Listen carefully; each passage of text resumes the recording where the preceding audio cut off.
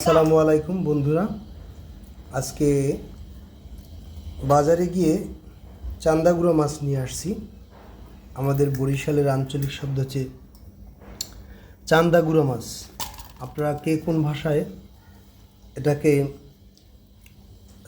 ডেকে থাকেন একটু কাইন্ডলি জানাবেন। আর সাথে এই কাসকি মাছ, অর্থাৎ এটা হচ্ছে এটাকে আমি কাসকি মাছ হিসেবে দেখি। ছোট ছোট মাছ, মানে প্রায় 50টা মাছের সংমিশ্রণে গঠিত এই ছোট ছোট গুঁড়ো মাছগুলো। এগুলো চোখের জন্য এবং দেহের জন্য খুবই অত্যন্ত উপকারী। তার সঙ্গে আছে একটি মলা মাছ, এই যে দেখেন। এই মলা মাছটা খেলে চোখের অনেক উপকার আসে।